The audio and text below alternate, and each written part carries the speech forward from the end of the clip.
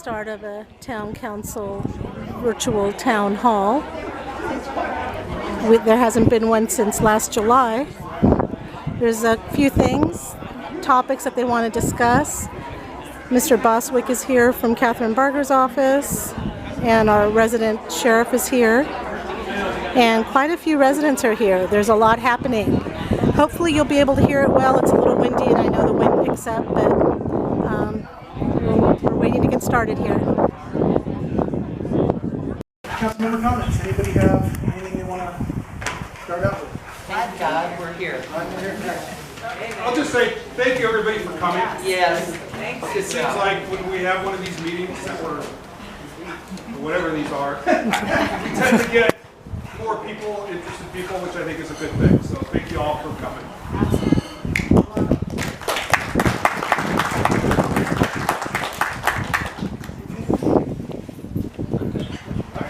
Okay, we'll dive in then. All right, so first up, we're going to talk about the PSPS, give kind of a little update of where we're at and any new developments that we've been able to obtain in the last 14 months. Jackie, you want to talk about? Yeah, so where do I start? The community's involvement in the, does everybody know what PSPS is? Do I have to explain that? Okay. The community's involvement in PSPS events started over a year ago when we had those devastating power shutoffs in October, November of 2019. The Public Utilities Commission was so unhappy with what the utilities did, they initiated a whole investigation and we jumped in and became a party in that proceeding. And in that, since then we've become a party in two other proceedings, developing the guidelines for PSPS and developing the wildfire mitigation plans that implement PSPS. And over the last year we've probably filed over 1,000 pages in documents, evidence, testimony showing without doubt that Edison has been cutting power everywhere in our community in a manner that violates both state statutes and commission directives and commission resolutions. Last week, we finally got the proposed decision on the investigation proceeding. It was the first proceeding we jumped in on. 320 pages. Expands, it goes into great detail, all the extensive violations that were committed. Our filings are cited at least 78 times and agrees with us on everything in terms of notification failures, reporting failures, did not address our data did not address our evidence that Edison violated state statute and commission decision by cutting power off here at 24 miles an hour instead of 56 miles an hour, which is what they're supposed to do. And so we have until beginning of next week to file comments on the proposed decision. We're limited to 15 pages. We only get 15 pages to comment on a 320-page decision. But we've got, and the comments have to focus specifically on legal error, factual error, technical error.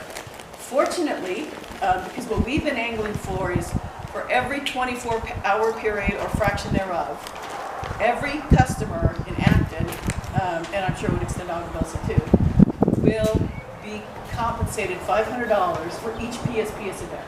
So, because of the inconvenience that was done. Because that's consistent with commission penalty levels. But this PD, proposed decision, has elected to not impose any penalties. That is a huge problem for us, obviously, because of all of this evidence of all these violations. So, interestingly, the Commission's determination for not imposing penalties is because there was a need to initiate PSPS in 2019 because of dangerous wind conditions. So I've gone through all their reports again and showed that there's no evidence that the dangerous conditions existed.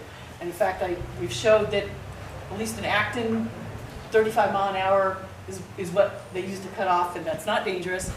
PG&E, over 93% of the circuits they de-energized were nowhere near dangerous levels.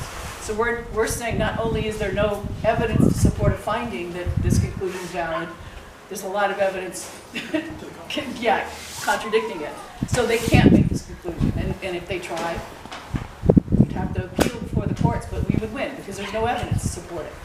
So we're still trying to address the 2019 PSPS events. Also, we were just, I'll let Jeremiah talk about this a little bit more, but we've been concerned that the PUC, and nobody's really been looking at anything we've been filing, all of the documents we've been filing, and a lot of you have maybe read them in some of the papers.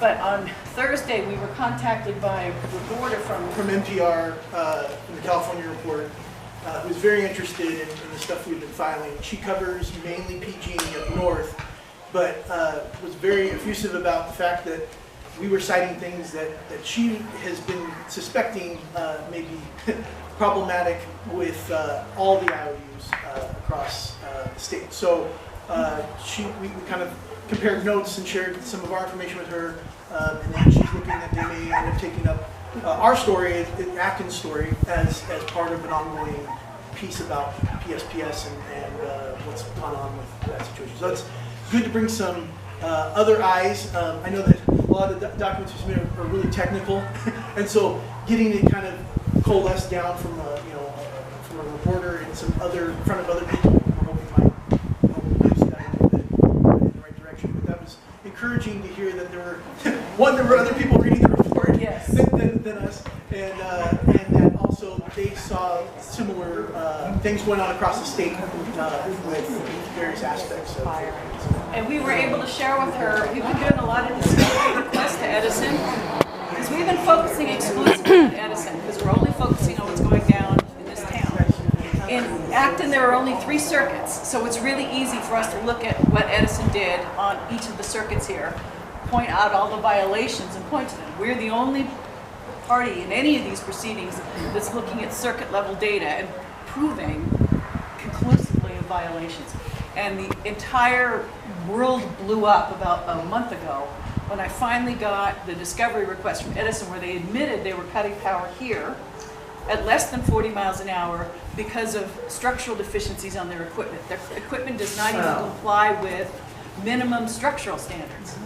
So that's a huge ball of wax that's not even related to PSPS. They're required to maintain their equipment in a manner that can withstand 56-mile-an-hour winds. So if they're concerned that the stuff will break at 35 mile an hour or 40 mile an hour, they've been violating what are called General Order 95 standards for a long time. So this is, we went nuclear about a month ago. Yeah, to put a cap on that, the reason we were having so many outages is because they were cutting the power so low.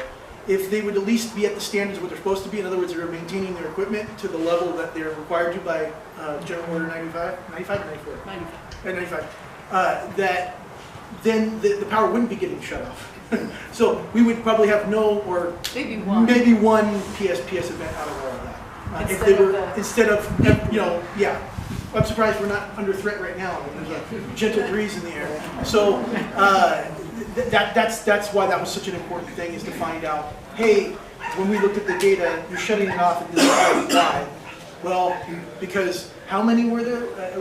When they provided that report, it was several hundred. Circuits?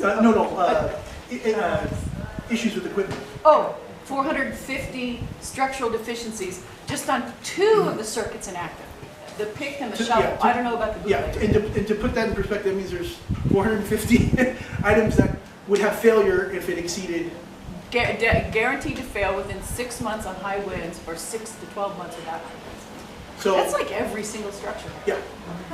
So just, which is probably even all the more shocking, because I know we've all endured the helicopters and all the stuff and all the shutdowns that weren't PSPS related with the upgrades that had gone on. Yeah. So that's where and that's why that's such an important thing, and that's not even a part of what we've already discussed about 2018. So that's another whole other fight to go.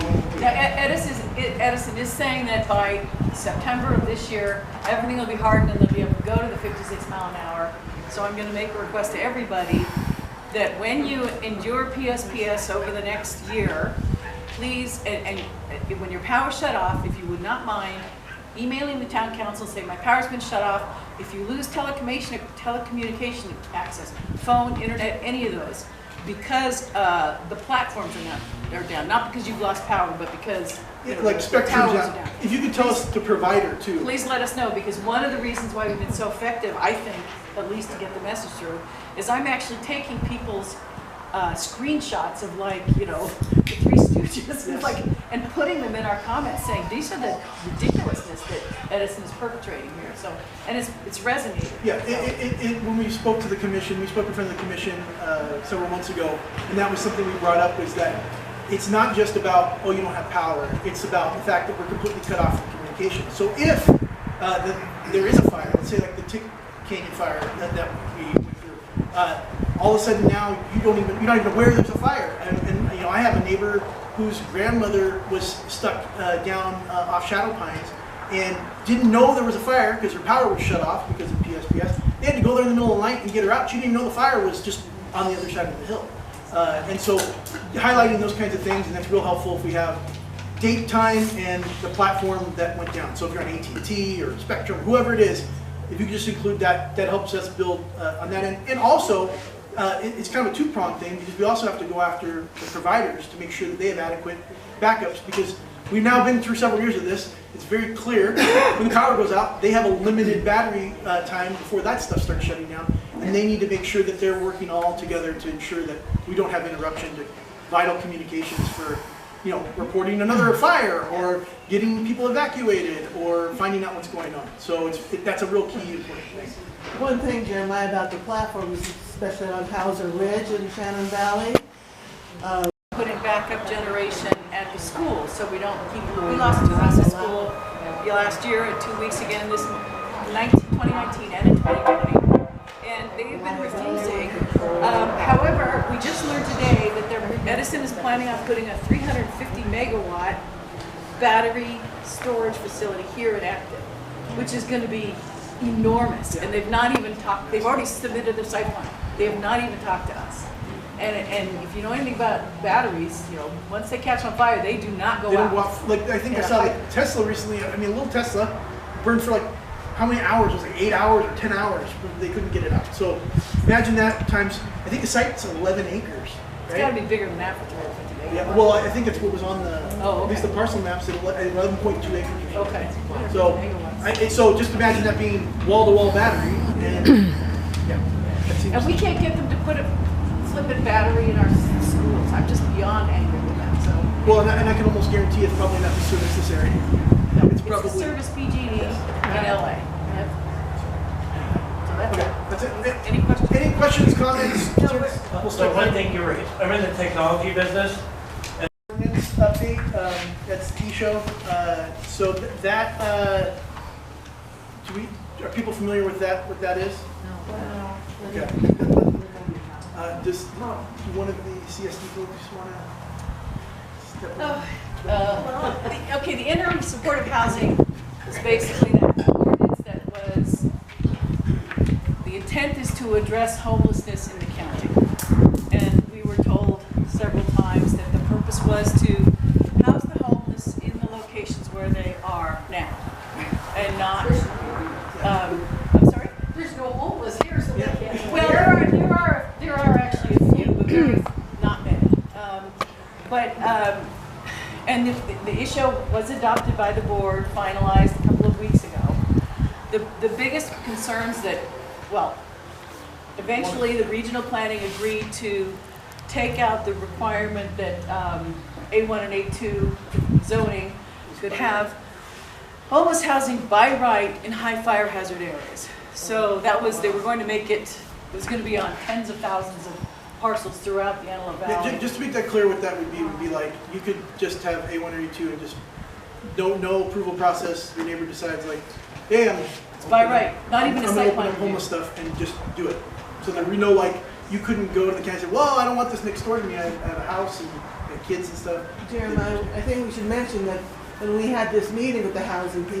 In high fire hazard that's all of areas. us, right? Yes. So this ordinance that was adopted makes another 8,000 parcels available for homeless housing development, and 7,000 of those parcels are in Antelope Valley specifically.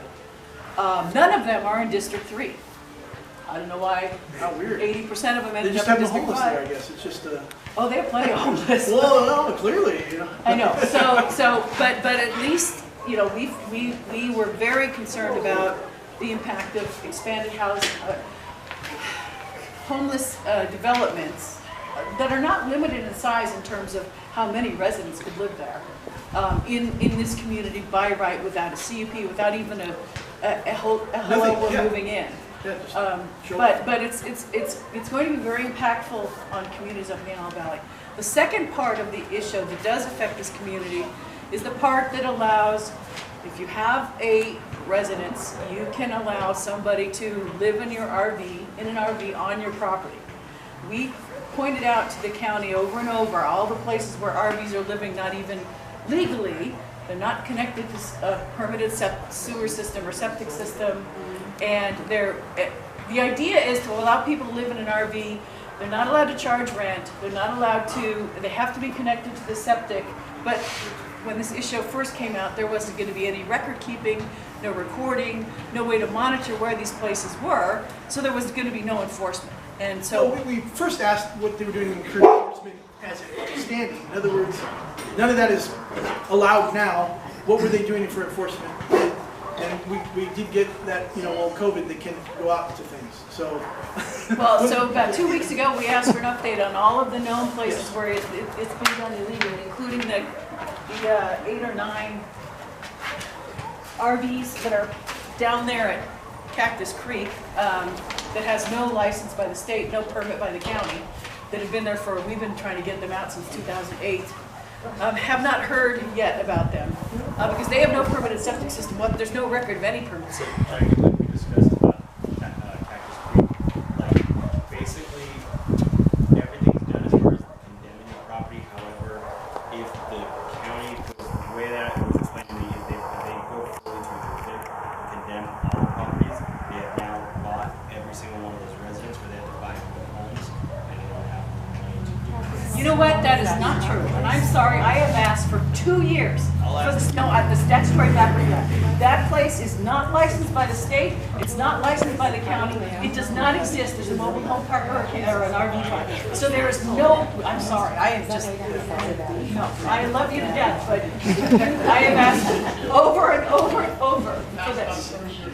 I have asked for it, and so you give it to me, I'll shut up. But until you give it to me, I'm not going to shut up. It's not the same as the California gemstone or. No, I'm not saying it's permitted. I'm not saying it's permitted at all. I'm saying that whatever route told them they can get them out, they fought the people were about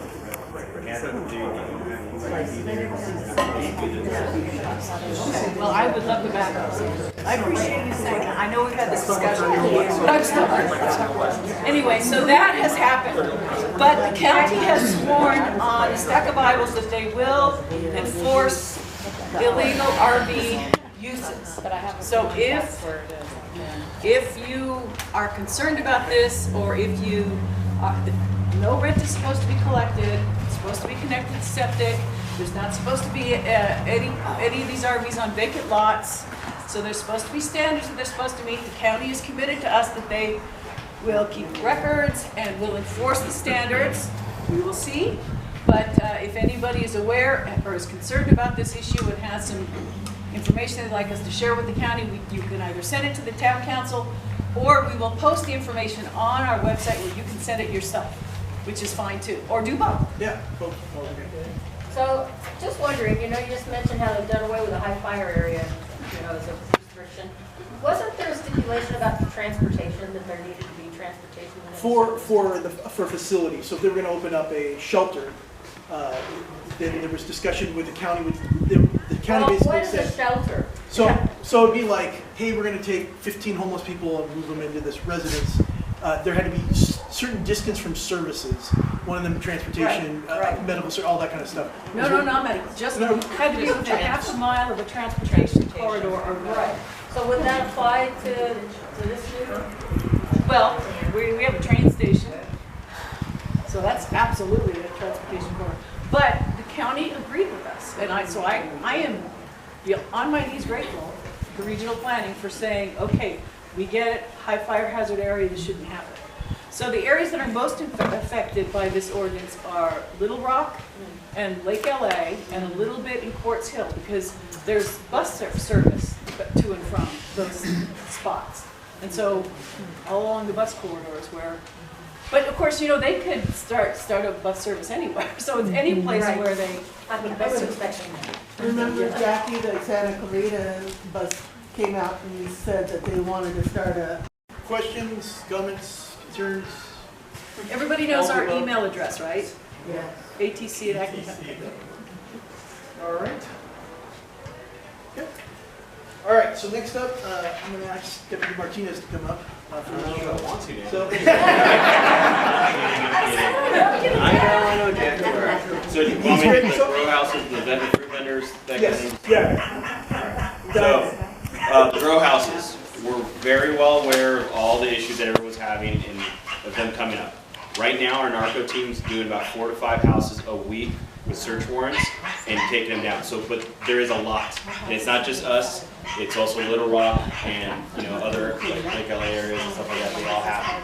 So if you do have one in your neighborhood, it's not like it's, you know, gonna be there forever or whatever. It's email me is the best way to do it. It's in the Country Journal, or you can give me a call and leave me a voicemail. All we need is the address. Give me a little synopsis of what you're seeing.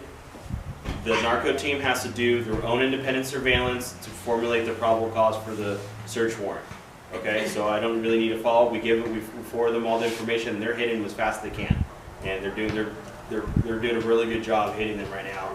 But you know, Chuck will tell you it's insane how many are going up. So when these houses are selling for $1 million with a barn, that's what's going to happen. Okay, we can't preemptively, also can't arrest people preemptively when they bought a house. Oh no, you know, they paid a lot of money. We can't just go in there and just arrest them for that. They have to actually have an operation going. No marijuana is allowed in indoor grows. It's not legal. Hemp is the exception, and what has been told to me from the narco guys is as long as they have filed for a permit or made the attempt to get a permit for a hemp grow, they're not going to do anything. They're not going to hit that house. In other words, the difference between hemp and marijuana, you can't. It smells the same, looks the same. It has to do with the chemical compounds of it, and that requires testing and stuff like that. Wait a minute, they need an ag permit. No, but I'm saying, I understand that, but what as far as the enforcement goes, what was told to me was because of liability. Because basically, they hit it and it is hemp, then they're on the hook for the money. It's like that. So like, They don't have a permit for hemp grow, it's just as illegal as growing marijuana. but that's what They're not enforcing it. there's so many more actually just marijuana grows that are hitting those, and they're protected that. Like even if they were to enforce all the hemp ones, there's not enough people to move over 100. Yeah, so they got enough on their plate for a year. So it's kind of one of those things that we're going to get the ones that are going to low hanging fruits. Okay. I'm sorry, I couldn't hear you. What's that? Do you know how many permits are issued down here? There's not many. There's as far as the actual fully permitted ones, I believe there's like 4, and there's 2 in Agua Dulce, and one is off Yucca Hill. The guy has signage. It's a little 5-acre parcel, and there's one off Lewis Road, and they're actually shutting down. They're selling their house. They was a retired couple, nice couple, and they were trying to kind of like bolster up their nest egg, and with the whole COVID thing, they lost it all, so now they have to sell their house. So they gambled on it, and it didn't work. They're growing it for CBD purposes, kind of thing. How many illegal grow houses are there in the Acton? Roughly about 20 to 30. We got emails about that, 4 more just today. I'll forward it to you. And like I said, if you get any of them, start with an email with the address and stuff, and go from there. We don't need pictures. You don't have to put yourself in undue danger, if you will. If there's a silver lining in any of this, is that grow houses don't distribute out of this. In other words, you're not going to have people coming and selling there and all this stuff. They're going to try to keep it local. That's incorrect, they're selling on our corner. Wow. They're selling on our corner. If they're on private property, we remove them and move them to public property. If they are causing hazards, and I've actually talked to a couple different ones over here in AMP because they do in front of the red zone, and then traffic backs up. You know, tell them, hey, you're going to cause a car accident. You need to have them park inside, that kind of thing. Some of them are complying, some of them are not. I can't force them, and it's not them who's making people stop in the middle of the road. That is the individual driver whose actions are doing that. We had a meeting with regional planning, zoning, all of them. They all concurred the same thing with the health department with Assembly Bill 946. There's not much we can do about it. I encourage everyone, if this is a real issue you guys want to get behind, you need to contact your Wilkes office over there with Brandon and bring it up that you guys don't want this in your town and in your area and need to change the kind of laws, because this is a statewide bill. We have to obey by it. So there is a couple of them. They've willingly given me their permits, insurance, they're bonded, and they got street vendor stuff. So some of them are permitted, some of them aren't permitted. It doesn't really matter with the bill. As long as they're on a public sidewalk, they're allowed to operate. So a couple of high school kids on Wednesday, so 3 hours, cleaning up the end of that road. And when I go talk to them, That night, there was the taco bar. And the next day we went, we only could pick up half the trash bags, we accumulated in the car out there. In fact, the next day we took more trash, and there was just as much trash. Those kids wasted all their. if anyone sees any of these vendors littering whatsoever, take a video, photo, your eyewitness, I don't care. I will take a report and I will cite them for littering. I have a video that I sent to the sheriff's department. Send it to me. When you send it to the sheriff's department, depending on where you send it, it goes.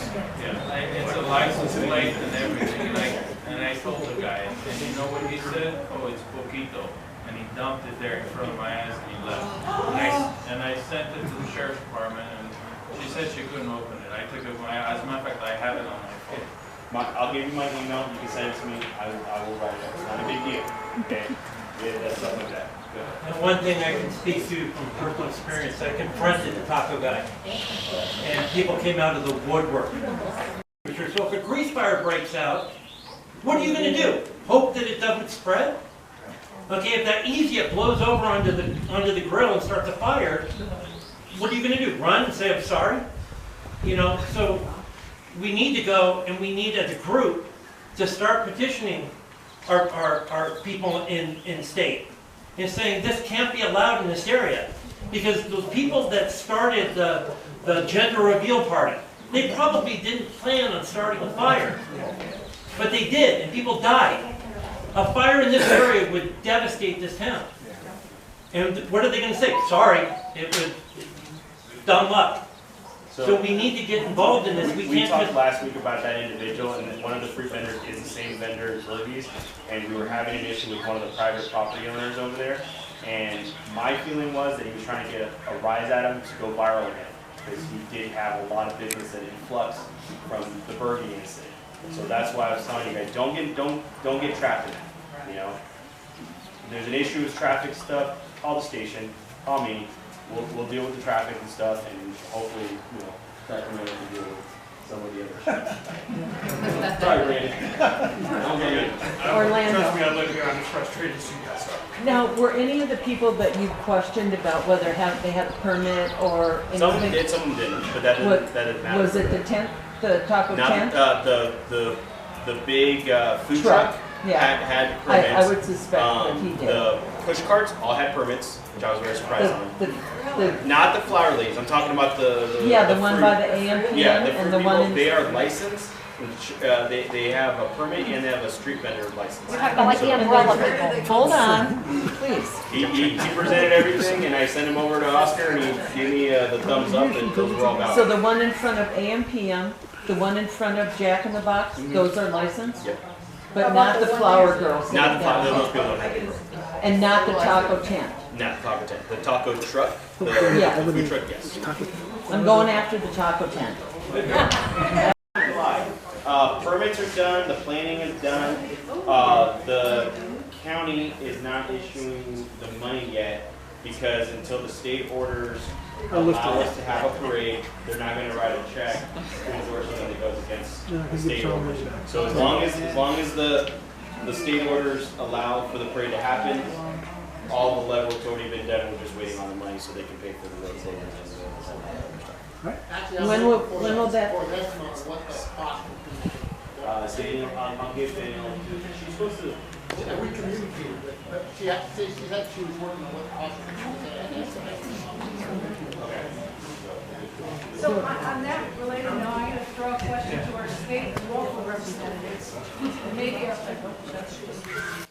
we have all the way to yellow tier. We have no definition for non-color tier at all, which is when we can have a big parade.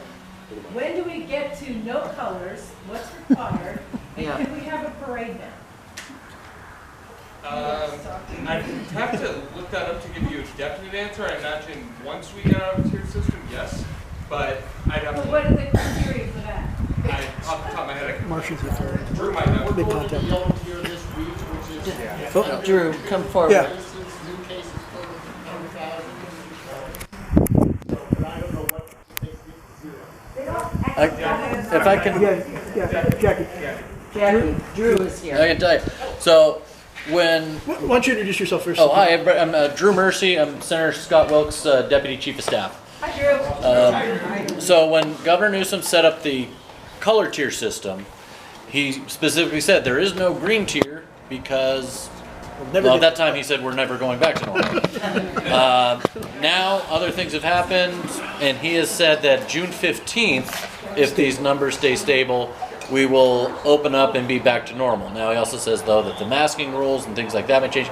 But to answer the question, it's up to the governor, and he's making some decisions kind of more whim-based than science-based, in our opinion. Thank you for that clarification.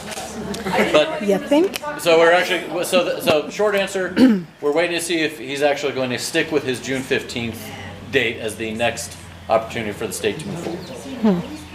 And that doesn't give us enough time. It's actually even worse. That doesn't give us enough time, Drew. So next up is Dollar General and auto dealer updates. Jackie, do you want to share with the latest?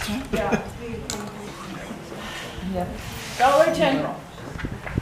We pointed out to Regional Planning and Parks and Recs that they need to do a traffic study. We pointed out that the projected business profile was something like 1,500 or 2,000 new trips, vehicle trips a day. That it's catty corner to our school, our park, and on a transportation node. We get people going up from Soledad, up Crown Valley, 14, and that we were concerned about traffic impacts because that's what the community pointed out, which is absolutely true, and we did as well. So we have been pushing them. Okay, LA County has an ordinance that says rural commercial uses are allowed by right. This is a by right use. It's a business on a commercially zoned property.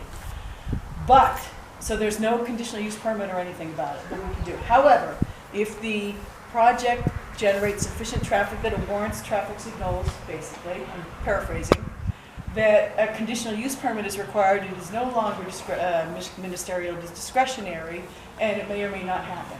So we've been pushing the county to look at the traffic impacts of this project. That's been a highlight of it, that and trails have been the two areas where we've identified the key pressure points are to mitigate impacts of this potential development. We've also, all of the comments that you've sent in, we have packaged and forwarded to the county, and we had several mailings to them, and so they've been submitted to all the decision makers. Since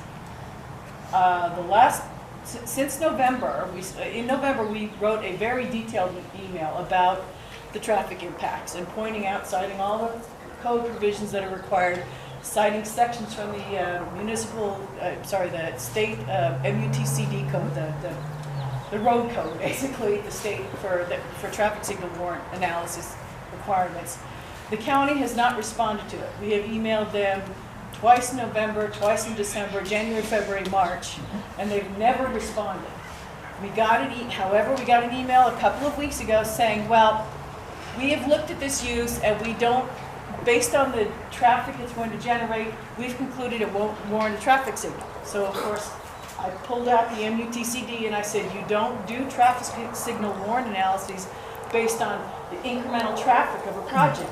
You look at the baseline traffic, and then you consider what the incremental will add, and that's what you have to look at for doing a traffic evaluation. So you've done it incorrectly, and we want to see that and you have to do traffic counts, and it has to be current. And we pointed out that with COVID, traffic situations have, the profiles changed quite a bit over the last, 15 months. So we want to see current traffic counts, and we want to see a proper MUTCD traffic warrant analysis. That was a month ago, I think, or thereabouts. Nothing. And then we had a conference call with regional planning the other day on our CSD, and regional planning actually asked us whether or not the Dollar General project has been approved yet. And I explained to them that we are going to be the last people to know. We didn't believe that it was the case, and we asked them for help getting through to Public Works to address this issue. So maybe the thing to do is to post Public Works contact information and all on our website, and have you all contact them. That would be great, because that seems to be now the current impediment to, I mean, we can't even get to the data we need to see if it's reasonable what they're doing. They're refusing to even just do that. And so, and it has some broader implications for us, for all development going forward in this community, because this ordinance that requires a CUP under certain traffic conditions has never been tested yet.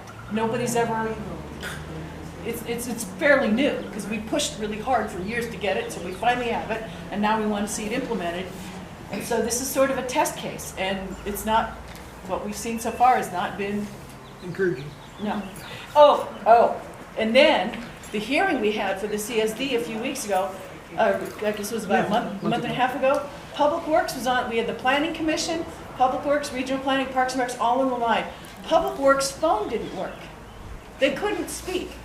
Now there are several Public Works employees, all of their phones failed to work, all of their connections failed, and not one of them could speak on this issue. And the Regional Planning Commission went ahead and approved the CSD, acknowledging that we had for 6 months not heard back from Parks and Rec or Public Works on this issue. They approved it anyway, then they turned to Public Works and said, you need to talk to them. Of course, their phone didn't work, so there was no response, excuse me, but anyway. So that's what's going on with that project. And, so it's not like waiting for one little thing, then they start construction? We don't know. Still, or we don't know? We don't know. We don't. So we heard that it was approved.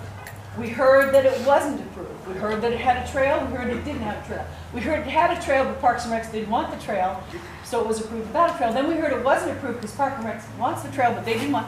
It was just, we've heard so many things in the last year. Have you heard anything about diverting water, being in a flood zone? That we have brought it up. There are other. Maybe I should have made this as a comment on it.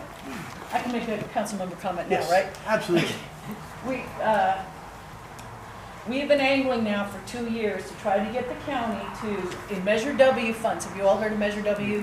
Where they water tax for flooding. They've been spending a lot of the money on developments, flood control developments in Santa Clarita and up, like, wherever that is, Stevenson Ranch. But none of those people have the problem that we have here, addressing flood, with literally 3 feet of water right down here.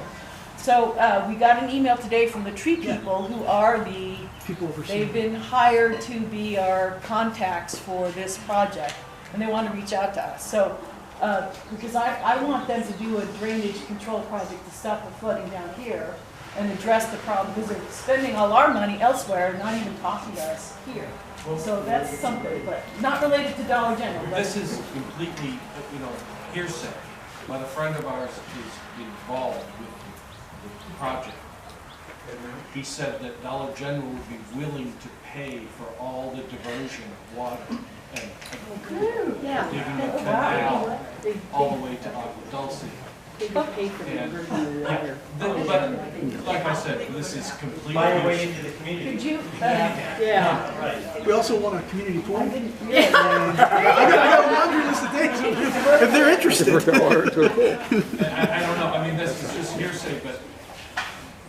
it's very hard, a project that is a commercial project that is on commercially zoned property is not easy to prevent. The best that one can do is mitigate the impacts. So that's why we've been putting pressure on this traffic issue, because it's a very sensitive area.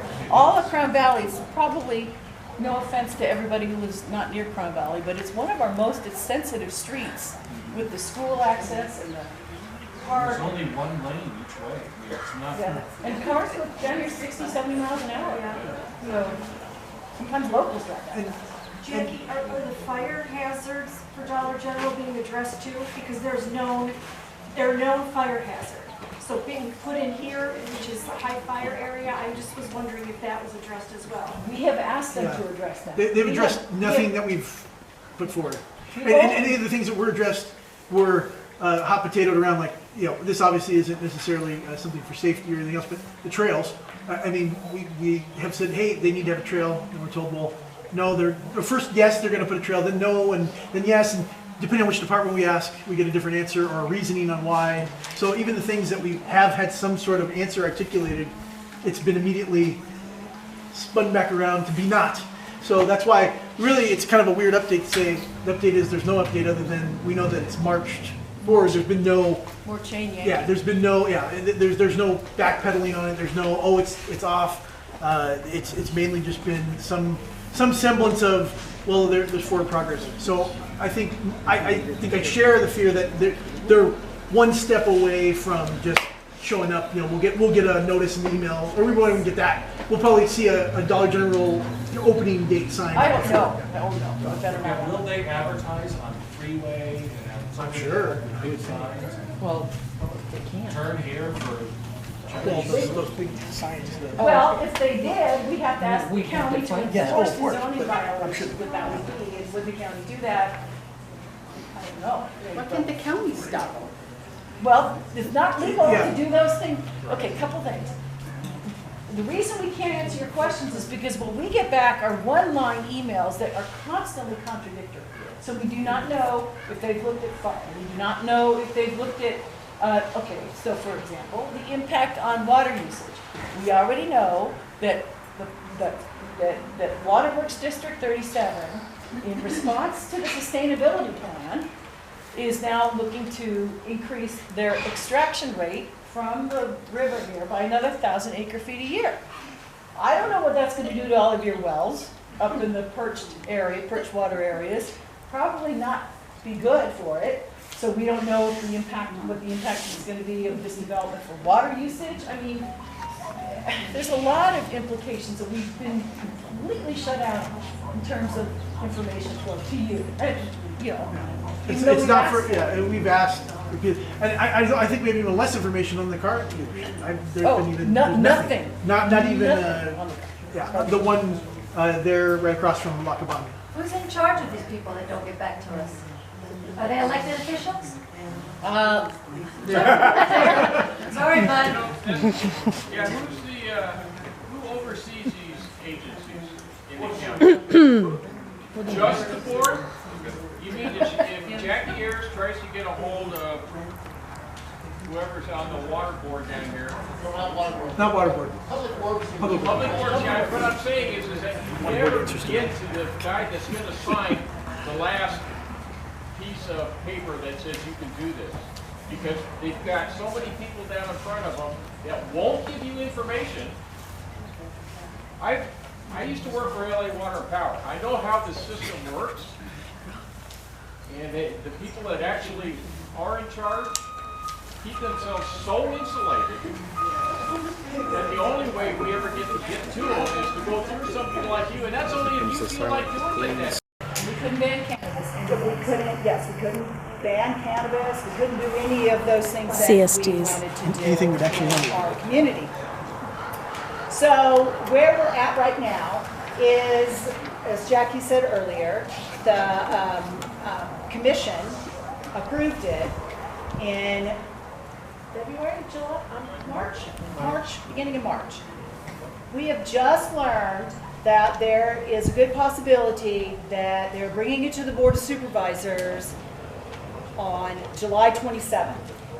So we still have an awful lot of things in there that we don't agree with, that we need changed, things that they never gave to us, that we have asked for, changes they have made, the county has made to our CSD that we never asked them to do. But it needs to be pointed out, at the planning commission, we opposed our own CSD. Yes, we did, we opposed it. And we spent pages explaining why.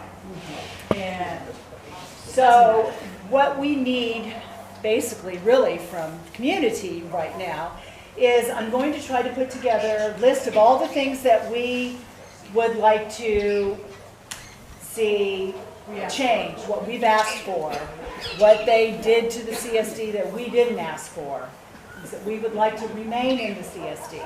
So, and hopefully we'll be able to put that on our website and possibly the CSD change that was done from February they're proposed, this year. So, their proposed CSD. So if all of you could go on, read it, hopefully my explanation will give you a little bit of insight to be able to read through it and decipher it. I mean, it's not an easy thing to do, but believe me, we've read that thing backwards and forwards and have been through every single line on it. we're going to need a lot of help from the community on this if the community agrees with these lists we put together is based on community input. We've had public meetings and asked for input on it through the email, through the website and everything. So if the community agrees with the concerns we've raised, we're going to need help if this goes to hearing on July. To my knowledge, Chuck knows better than I don't know of any community in which the town council and the community opposed the CSD that was being adopted. Yes, I don't know. Because normally, they try really hard and work really hard with the community to get consensus. And I'll be honest with you, regional planning, in my opinion, has bent over backwards to give us the things that they think they can give us. The problem is, the things that we want to stay in the CSD, or the things that we want added to the CSD, they're saying they can't give us. Public Works has to give it to us, Parks and Recs has to give it to us, so on and so forth. So what we've said is, well, look, this is, county adopted, the Board of Supervisors adopted in 2015 the Antelope Valley Area Plan that says things like, businesses shall be community serving, businesses shall not be freeway serving, businesses shall not pull traffic from the freeway.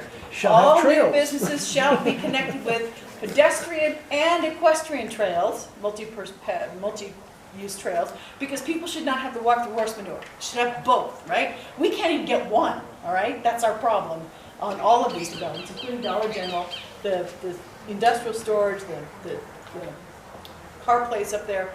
So anyway, so what's happening is that so many of the things we've asked for, they've not been rejected. They've just been told, we've just been told, we can't put them in the CSD. This isn't the way to do it. But they will not tell us where they will put it. So we have posed the idea of, okay, let's have a CSD for Parks and Recs. Let's have a CSD for Public Works. Whatever you want to call it. Don't call it a CSD. Call it a Public Works D or something. Yeah. I don't know. Mm-hmm. That will address these issues in terms of making sure businesses local serving, making sure businesses don't pull traffic from the freeway, making sure businesses don't increase traffic to the point where traffic signals are warranted. They're refusing to do it. So I took the position at the conversation we had the other day as a resident of Akron, not as a town council member, that I oppose the CSD if this is what they're going to do. They're going to write it the way this is and not show us the path, a clear path, a clear adopted path for getting these other mechanisms that are just as critical to our community as fence height and light fixtures. I mean, maybe arguably even more in light of things like the Dollar General. So we're going to need help on this. We just will. So. Well, and the way we talked about it at our meeting was also that our current CSD is better than what they're offering us now. In terms of trails, absolutely. And we've spent innumerable hours on Zoom meetings with regional planning. I don't even know how many of those Zoom meetings we've had, but they go on for 3 to 4 or 5 hours, and we get nothing. Yeah, but it's not done. It's frustrating, guys. It's Well, Commission and approval, it's most gotta of go the to the Board time of they tell us Supervisors. if it's already in Title 22, Yeah. we can't put it in our CSD. But the problem with Title 22 is the majority of Title 22 is urban in nature. It's not rural in nature. So we need the rural portion put in our CSD. Because there's no place for it to exist. Yeah, that's what makes us unique. So we pointed out, Board of Supervisors just a couple months ago adopted the Santa Monica Mountains North Area Plan and their local community standards district. In their district, in their ordinance, they got businesses, local certain business requirements. We can't. They won't give it to us. Well, they got 10, 15, 20, $30 million homes. Right. Okay, money talks. So, as a small community, if I'm hearing you correctly, you want our help. What do we need to do as a community? I'll tell you what, as soon as, please keep your ear to the ground, eyes on the papers, and when we learn that this thing is going to go to hearing, and when we get the final draft, and it doesn't provide the mechanisms that we're looking for in terms of local serving, traffic, and trails, we're going to need people to call in, if it's remote, on the board hearing. And we've been guaranteed that everybody will have a chance to speak. Because we pointed out that at every board meeting recently, they limit the public comment period to 1 hour. And if you don't call in early enough, you don't get it in the queue. So many people, when the issue was adopted a couple months ago, or a month ago, we never even got a chance to speak. So we've been told, though, that for our, and I believe it, I have no reason not to believe it, that for our CSD hearing, if it happens in July, everybody who wants to speak will be able to speak. And so what we'll do is we'll probably have another meeting like this. We'll find out people who want to talk. We'll give you snapshots of things to talk about, or you can talk about it on your own. And then we'll just, if we don't make it clear to the board that this is a problem for our community, then we're going to get rolled on everything. And also in the next couple of weeks, we'll have our list of grievances and what we feel written on the on our website, and both of the CSDs on there. So you can go on and look, and then you can go on and write our supervisor. Yep. Because she's going to be the one that's going to either, help approve it or not approve it or whatever. So you can discern through there and find what you don't like about it. Or Jackie, like about I have a it. question. Sorry, real quick. I'm good with all this stuff going down there and speaking and all whatever we need to do. But we have a direct line right here, Chuck, right to the supervisor, who I'm going to assume that most of us probably here voted for. Okay, so we're doing a lot of things. You guys are doing a lot of things, and I appreciate the heck out of that. But I'm watching Chuck take a lot of notes, and I hope you do these calls, whatever you got to do. But does any of that Chuck go up to Barger herself? Yeah, so, well. And what does she do about that? Same thing I tell a lot of people. Nothing. I send these memos downtown, but I'll tell people, hey, you want to write direct to the supervisor. I don't know that she reads 100%. I don't think she reads 100%. She reads anything. She doesn't I know read. she reads a lot because she will send us an email message at 3 a.m. on a Saturday saying, what's going on? I got a with question. this? Are you guys Why doing did this guy organized say this? questions? So I know she's looking through the Catherine. I have a question. I have a question. I want to. So let me speak. And I believe Supervisor Barger really does care about this. I just don't know how to get Public Works to Also interact. Tracy has a question. So, Chuck, if the commission's already rubber stamped this and they didn't listen to what the community said, and it was a very difficult meeting to sit through, it was very harsh when the head of the commission or one of the commissioners said, I can't accept this, when they were talking about clustering in homes. And it was very brutal. What are the chances now that the commission people have rubber stamped this to go through? Will the supervisors listen? I mean, what are the chances of her actually listening to us? She doesn't listen to us. No, she does not. And she doesn't return emails. Come here, Chuck. So We Chuck, can't hear can you you. say that again? So I can say, I think the Board of Supervisors has a rejected planning commission commission recommendations in the past. I can't say what's happened this time, but I don't think it would be unprecedented to send it back. I do know for a fact that the board, in the code, the board has the right to request that issue be remanded to the planning commission before the hearing is even open. That's what I said I'd like to happen last week at the meeting, and that was kicked to the curb. Yeah, they said no. And in the meeting that happened last week, it was with regional planning staff, and they've been working hard, I'm not gonna, but we talked about things that they give us because of, it's stuff that they've agreed in principle to give us a year ago, and we're just nailing down the details. A lot of the big stuff that we asked for that was rejected 2 years ago is not even being discussed anymore. So we'll have a list of those things that we wanted but didn't get, things we got that we did not want. Like right now, they've removed the requirement for a site plan review, which is insane. So it's insane. So things we wanted and didn't get, things we got but didn't want, and things we wanted and did get. Question. Do you have any cash? Do we have what? We can find money when we need it. For an appeal, I mean, yeah, I mean, that's $800. For an appeal. How much do you need? I'm not following you.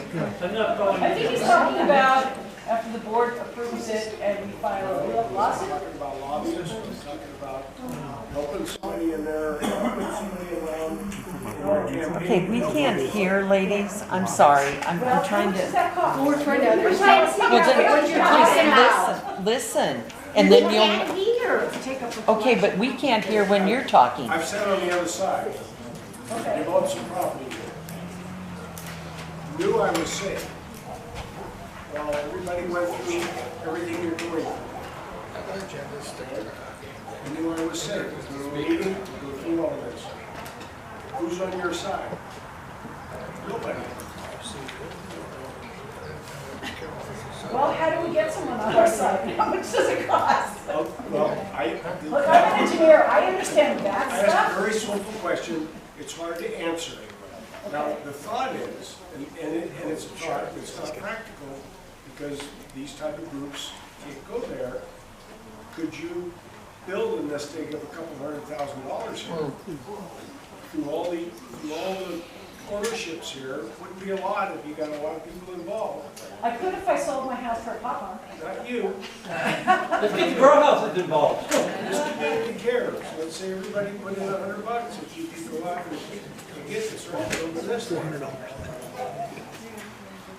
We could do that. We actually have done that in the past for sort of ad hoc purposes, like with the high-speed rail, and that was successful, actually. We have a route that's now underground. Preventative maintenance method, more of a aggressive attack, an offensive method. Well, I don't think any of us know how to do that, so if we If could. you had a offer of some money, then when you talk to people, And we never get this meeting. So my question to you is, what do we need to do as her representative, Chuck, to get this council or one person or two people in front of Barger and say, here's our problem, okay? Public Works is not listening to us. You asked us to do a CSD and you're ignoring us.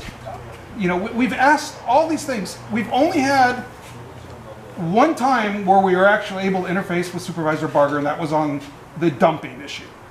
For some reason, that clicked. I don't know if it was because our needs clicked with the county's needs, but at that time, we were able to get a little bit of motion on that, which, by the way, I'll just kind of dissipate it. So, Chuck, what do we need to do as a council to sit down with our supervisor? Because I know other groups are sitting down with their supervisors. I don't know, when I look at those other supervisors' offices, they're empty, so they're But they're influenced by the virus, so. But Forget the virus, Chuck, forget the virus for now. It could be a Zoom meeting, okay? We've learned how to live with the virus. So the virus is no longer keeping anybody from doing anything. We're all walking, we're all breathing. Write to her downtown and say you want a meeting, a Zoom. Okay, we've done that. I'm gonna have a suggestion for everybody out here. Please, write to Supervisor Barger and say, Dear Supervisor Barger, we really need you to meet with our community. We are willing to do anything as a council or as a community to make this happen. Can we get it? Can we have that happen? Everybody here, right? Okay, Chuck, please provide the information. Are you gonna write or email? It's in the Country Journal and it's in the. BOS, meaning Board of Supervisors, Board of Ocean Sand, LA County, county spelled out, .gov, like government. So Catherine, KATHRYN, BOS.LAcounty.gov. It's in our two local papers too. It's in our local paper. It's easy to find. I have one more announcement for you. Mike Garcia's rep, Jackie, come forward. I just would like everybody to. The people who will be. Our representatives are here. I'd like our community to know that when we asked them to come, they came tonight. So we've got Jackie Rose, we've got Drew, come forward. We've got Brandon Roquet.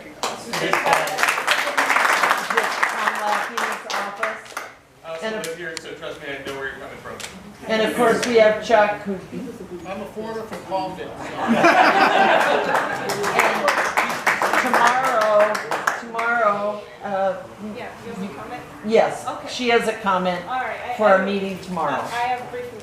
And first of all, thank you. Thank you for being a great community and really having a passion to give back. I know there's a million other things you could have done. So with that being said, greetings from Congressman Garcia. He loves your community. He's definitely aware of the issue with cannabis. On April 8th, he flew with the narcotics detective over the Antelope Valley to get an assessment, an aerial assessment of what was happening. And he walked away devastated.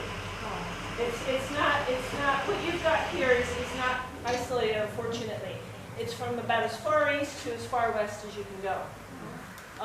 And so he immediately took action on that. And as you know, as you've heard from my colleague and friend Chuck from the county, there's things that the county supervisor's office can do, and they're working on it. On the state level, the bill was passed, and there's things on the state side that they can do. On our end, on the federal agency, there's the DEA, and that's federal funding that we can help with the Sheriff's Department. And Congressman Garcia is working with that. There is a meeting. It's not a public meeting tomorrow, unfortunately. It was a select few trying to represent different rural communities who have been impacted by this. So all I've got to say is there's going to be a huge floodlight in the next couple days put on this whole issue. And Congressman Garcia is not putting this aside. This is something he realizes is not only concerning on the marijuana side, but there's a human trafficking component going into it, because a lot of these folks coming over are working off their travel expenses, working these grows. And that's a horrible situation. There's environmental issues going on with toxic waste. There's water theft on the threshold of perhaps our second worst drought. And I know the county supervisor is very, very concerned with that, and she's taken some great actions and will continue to do so. We're in a drought? And there's foreign nationals that are involved with this that have been mentioned tonight. So again, I think together we're working on this, and I think together both Pam and Jackie will report back to you after the meeting tomorrow, give you an idea of what's happening. And I'd be glad to stay after for a little bit to talk to you. I've got some business cards, and we can just stay in touch. Can I ask a quick question? Yeah. I know that under RICO statutes, you can confiscate Ferraris. Why can't you use the RICO statutes to confiscate a house that is being used by You can as long as you link everything together and there's enough proof of multiple federal So that's crimes. a path, at least it's not a path that you're saying. No, it's not. It's not ruled out. There's a path from the state level. On the federal, the U.S. United States District Attorney can send a cease and desist list on a property. So that's not something that's not being considered right now. Thank you very much. I'm not saying we're doing it yet, but I'm saying that's something that could be in play. This administration is never going No. Anything else? Thank you, Jackie. Thank you, Chuck. Thank you, Drew. Thank you, Brandon. Appreciate you guys. Couple more things. Yeah, Drew, go ahead. Something to Yeah, add. state level, What? so some of the things that we're looking at. Yeah, I'll be there. You know, again, frankly, this state is the majority party in Sacramento. The governor are just not going to do anything to increase penalties, things like that. So we're trying to be creative in the way that they got Capone on tax evasion. So we're talking to folks about Department of Water Resources, the environmental thing. We touched on that. You know, trying to get creative. You know, the state doesn't care about it from a cannabis perspective or what it's doing to your neighborhood, but the leaders in this state claim to really care about the environment. Well, these are not environmental stewards from the way they're growing this stuff. So that's one area that we're looking at. One difference, at the state level, they took away a lot of that asset forfeiture where somebody uses their property in a criminal prosecution. So they've taken away law enforcement's tools. So that is an option, but we're working on some of those others. So. And any ideas and suggestions you have, because a lot of good ideas coming out tonight, and I want to thank everybody for being here and staying late, doing it because that's what it's going to take to help protect the community. We're here to help. I don't think we'll be back at the library quite yet. So. Thank you. Thank you.